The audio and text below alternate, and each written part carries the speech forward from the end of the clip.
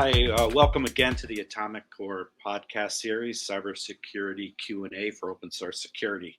I'm with Mike Shin, CEO and Chairman at Atomic Core. Mike, I want to pick up where we left off, part one of our podcast on EOL system security. Why are there continued delays in software modernization despite the risks and regulatory pressures of remaining on those systems? Yeah, I mean, it really, the main reason most people are still using end-of-life software is that, well, number one, it works. So whatever it is that they're using it for, it's solving their problem. They don't need the new version. They're not wanting new features or whatever the case may be.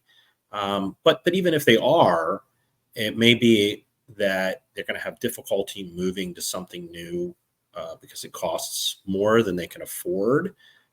Maybe they have issues moving from the old platform to the new platform. Maybe the data is in some format or whatever the case may be that's not easily moved to a new platform. It could be paradoxically that there are regulatory burdens that make it not feasible for them to move to a newer platform. So say it's a system that has been certified by some regulatory body, and if they upgrade it or replace it, it's no longer certified. So it's sort of a conundrum, right? I'm not allowed to use this if it's not certified, but maybe there's vulnerabilities in it, or it's old, or it's not as reliable as I would like it to be.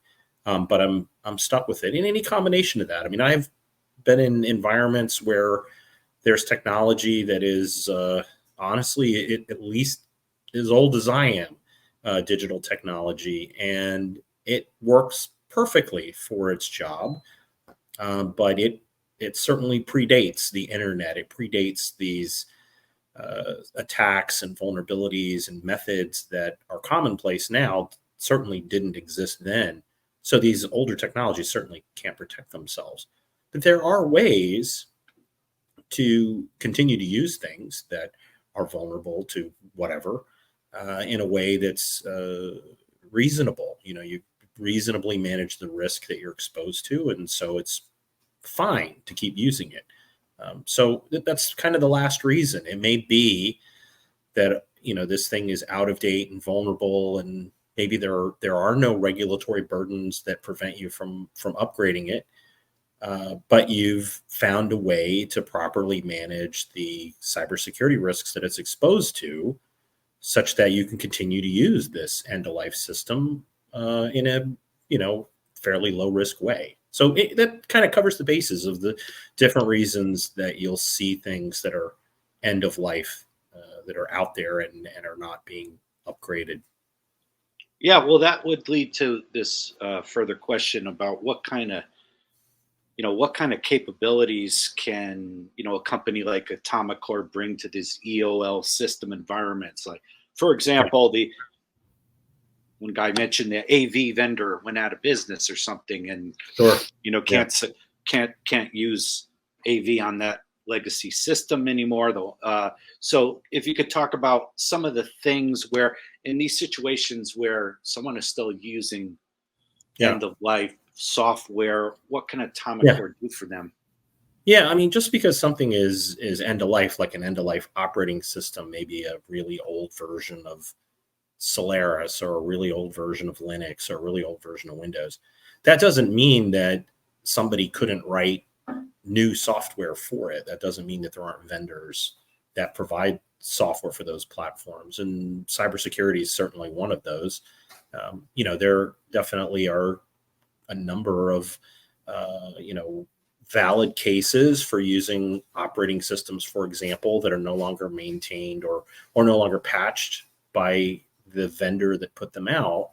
And so, our company, for example, makes software for end-of-life platforms and includes all of the kinds of things that you would want to have on any operating system, anti-malware or antivirus protection, intrusion detection, compliance scanning, because it may be possible for an end-of-life system to be configured or set up in a way such that it is in compliance. It's whatever it needs to be configured to do or not do. It could still be configured that way. But even if it couldn't, a compliance scanner can tell you, hey, you've got these, half dozen gaps, and then you can apply what we call, compensatory measures or compensating controls, which are, in layman's terms, any measure that you put into place to compensate for the fact that something has a deficiency. So a simple example is, kitchens. Fires can happen in kitchens. Can you build a kitchen that cannot have a fire? I suppose if you don't cook anything in there, yes. But how do we compensate for that, right? We have fire extinguishers, or maybe we have some fire suppression system in a commercial kitchen, something of that nature. That's a compensating control, right? We know what the risks are that we're exposed to, and we have some way of being able to respond to it, despite the fact that we can't eliminate that risk. So the same thing is true for end-of-life software and operating systems. Sometimes we can compensate for a deficiency in that system. And compliance scanners are a way of determining what those are. So then you know what problem you need to solve, and then you can apply a compensatory measure. Other things that our software can do is vulnerability scanning. Again, you need to know what your problems are if you're going to fix them.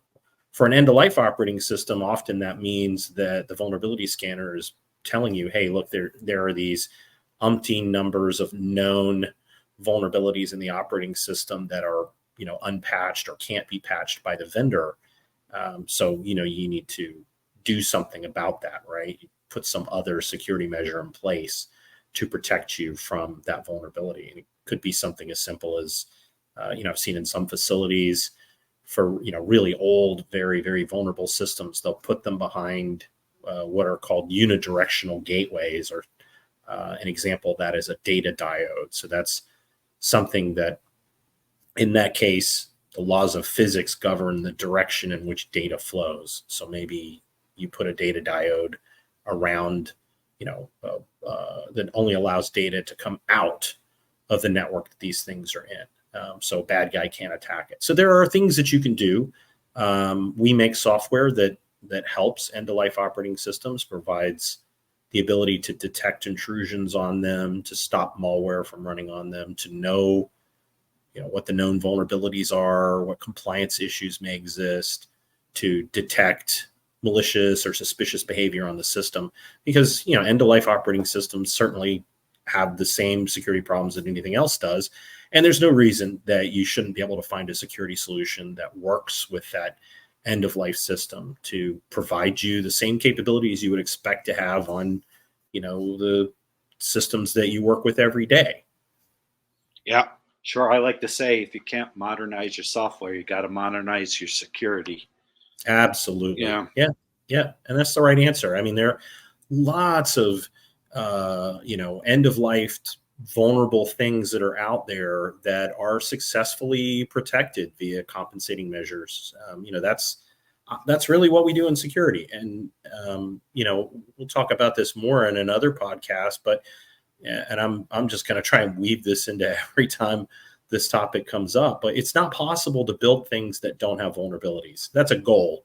We want to, but we're humans. We make mistakes. We make flaws. We don't know everything.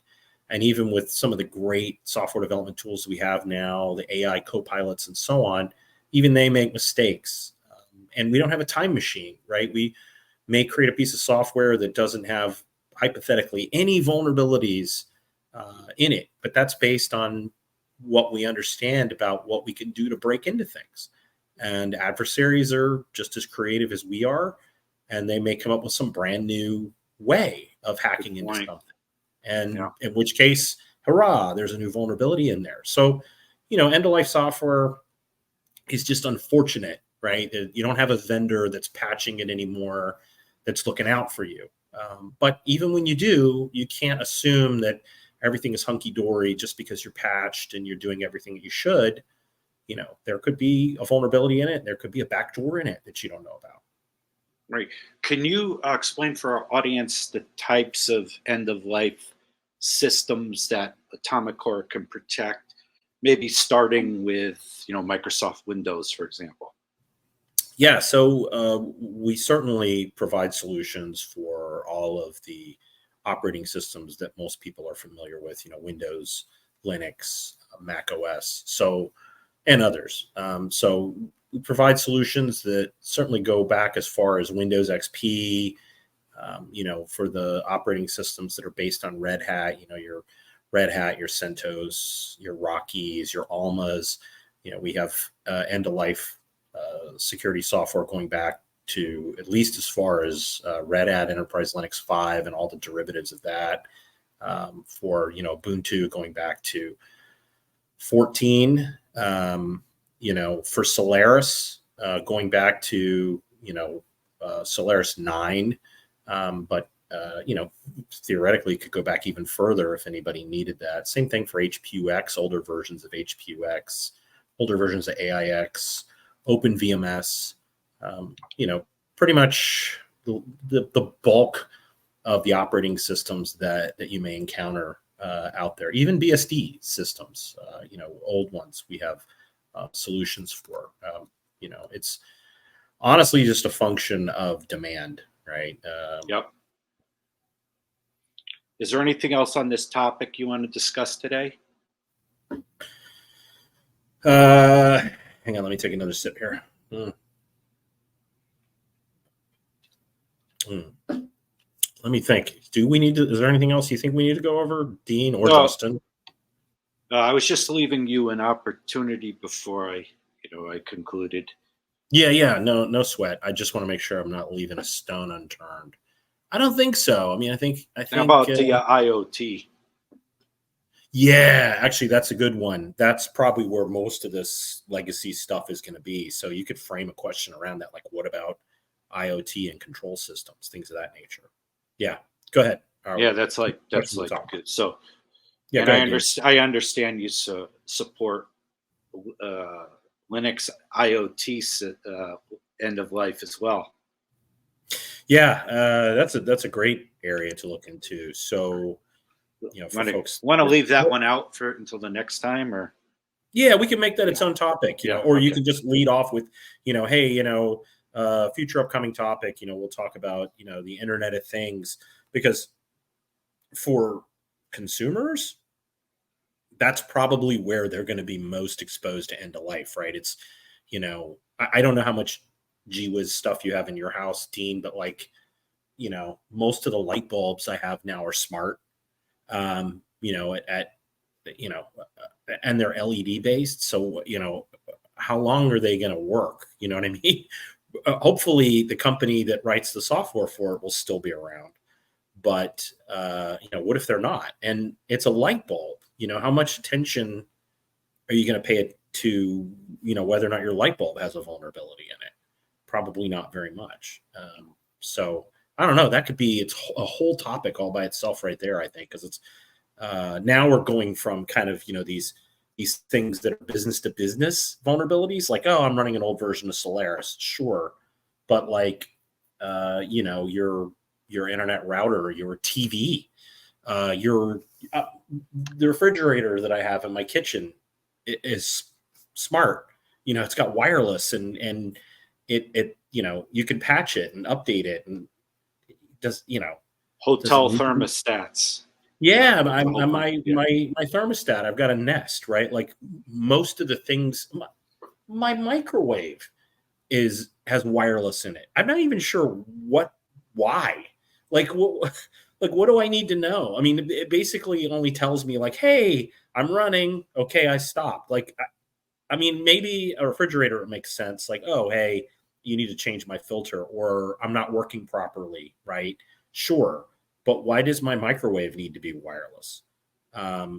So anyway, no, I think it's a fascinating. We could do a whole thing on that, Dean, where it's like, you think end of life is a problem? Oh, ye have no idea how bad this is going to get. What about your car, right? Like a modern car, that's updating itself over the airwaves. I mean, I don't know about you, Dean, but I drive cars into the ground. I have a car, a 2006 that I bought in 2006. It's almost 20 years old. I am going to drive that car until it does not work, right? It's not new enough to have all this stuff in it. But what if, what if I bought, not to pick on Tesla, but what if I bought a Tesla and I was still driving it in 20 years and Tesla didn't support it anymore? What could you do to me if you hacked into my car? I don't know. I think this is a very fertile topic. And Justin, for you as well, I think this is an area of, you could pull in a broader audience potentially if you talked about this stuff. Like, hey, by the way, this isn't just like, my local power plant's running an old version of Solaris, but they've got $1 billion to spend on cybersecurity versus, my grandfather has a pacemaker in him that's computerized, right? What happens if that company goes out of business, right? Who's going to patch his Bluetooth pacemaker? Could somebody kill him? Probably. I don't know. And it's not like the stuff's going to become less, pervasive. Is that the right word, Dean? Like, less common. I mean, it's sooner or later, every stupid thing is going to be smart. Yeah, I follow you. Yep. Anyway, I think it's a very ripe area for lots of discussion and topics and so on and so forth. So I'll let you guys kind of let your creative juices flow. But I think we could start with the, Internet of Things around the context of, the commercial world, power plants, water, doors, door controls, things of that nature. But honestly, I'm just looking around this condo that I'm in, and I mean, I can see, geez, a dozen things just looking around one room that are smart. And it's not because I'm an early adopter. I mean, most of this stuff, like I said, the microwave, is wireless. The refrigerator is wireless. Most of the light bulbs are. I mean, the TVs. What's it going to be like in 10 years? Thank you for joining our podcast, part 2 on end of life software security. We invite you to join us for the next podcast. And in the meantime, visit our website at www.atomicore.com. Schedule an Atomic OSEC demonstration. Thanks all for joining.